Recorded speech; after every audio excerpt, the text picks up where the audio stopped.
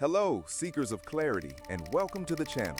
Do you ever feel like you're caught in a whirlwind? Like the demands of modern life, the constant notifications, the pressure to succeed, the endless news cycle, the opinions of others are all pulling you in a million different directions?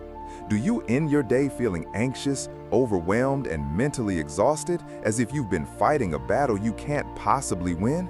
If that sounds familiar, you are absolutely not alone.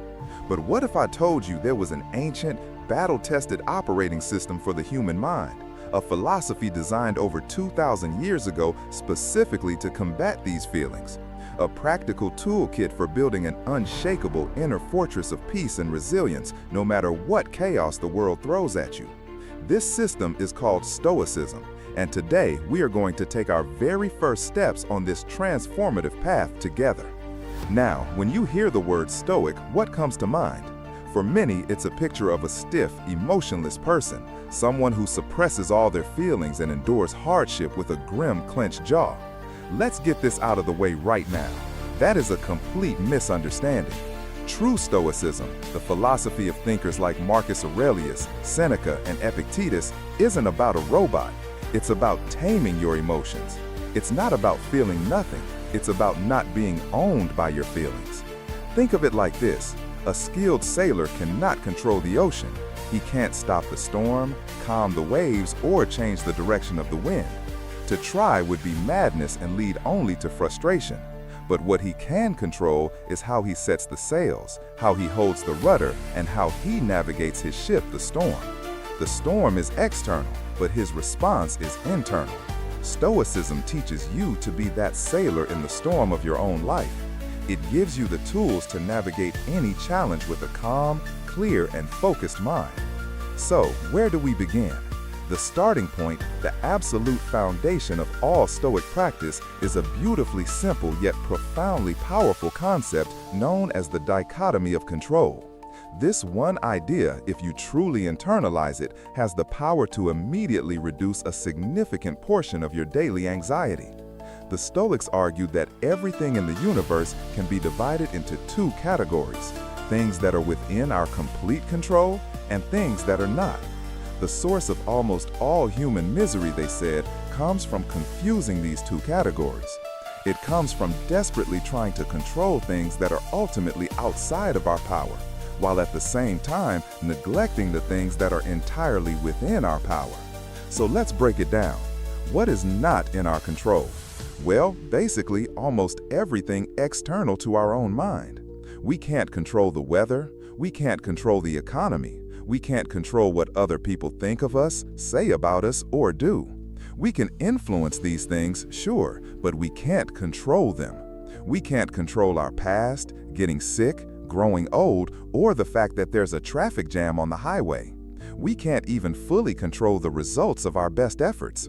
You can write the best book in the world, but you can't control whether it becomes a bestseller. You can deliver a flawless presentation, but you can't control if your boss is in a bad mood and dislikes it. Now, what is in our control? This list is much shorter, but it's infinitely more powerful. We control our thoughts. We control our judgments and opinions about events. We control our intentions, our motivations, and the actions we choose to take. We control our character, our integrity, and the effort we put forth. This is our inner kingdom, the one domain where we are the absolute sovereign. Let me give you a concrete example. You're on your way to an important meeting and you get stuck in a massive traffic jam. The non-Stoic default human reaction is stress, anger, frustration. You grip the steering wheel, your heart rate climbs, you curse the other drivers. Why? Because you are mentally fighting reality. You are trying to control the uncontrollable, the traffic.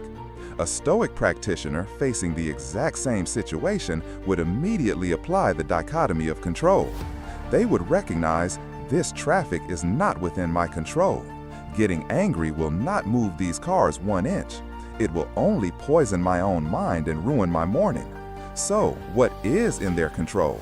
Their response. They can use the time to listen to an educational podcast. They can practice deep breathing exercises. They can call into the meeting to let them know they'll be late. Or they can simply choose to accept the situation with tranquility. The external event is identical, but the internal experience is one of peace versus one of turmoil. This is Stoic magic in action. To begin training this mental muscle, I want to give you a practical exercise you can start tonight. It's called the Stoic Journal. Before bed, take a notebook and draw 2 columns.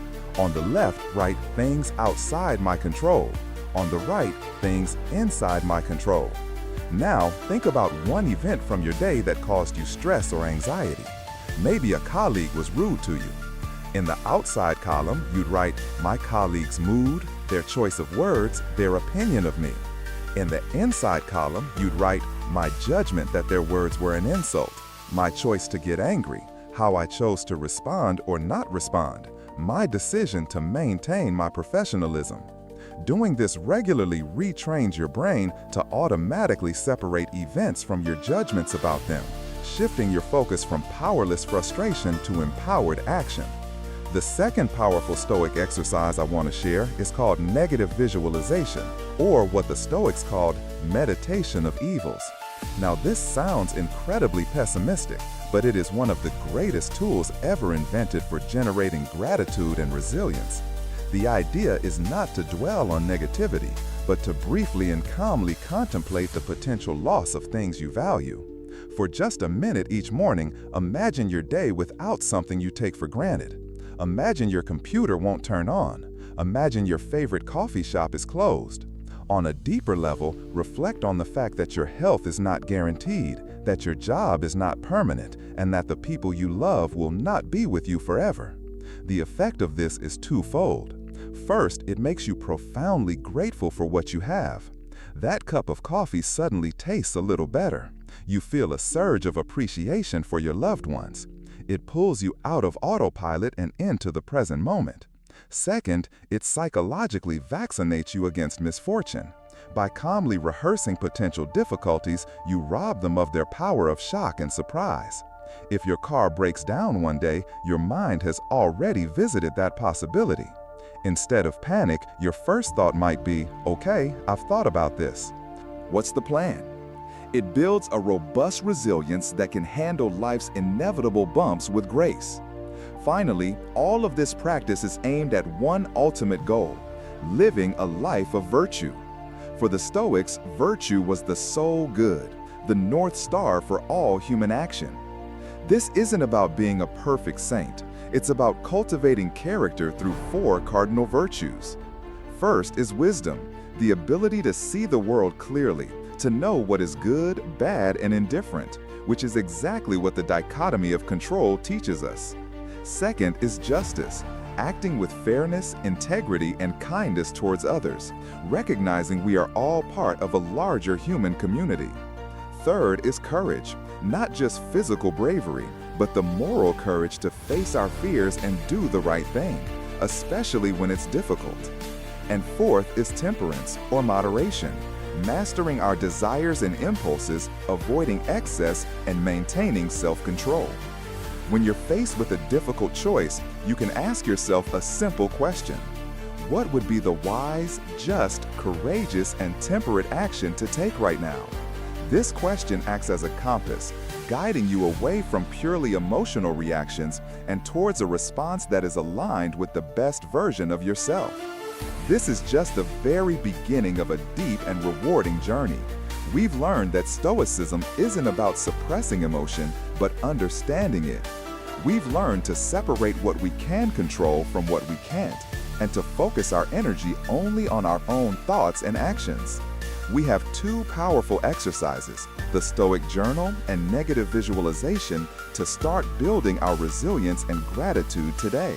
Remember, this is a practice. It's not about perfection, but about progress, one day at a time. If you found this beginner's guide helpful and want to continue building your inner fortress, please give this video a like and subscribe to our channel for more deep dives into practical philosophy. Don't forget to hit that notification bell so you won't miss what's next. And now I want to hear from you in the comments. What is one thing outside of your control that you are going to consciously practice letting go of this week? Let's support each other on this journey. Thank you so much for watching, and remember, Focus on what you can control, and you will find peace. I'll see you in the next one.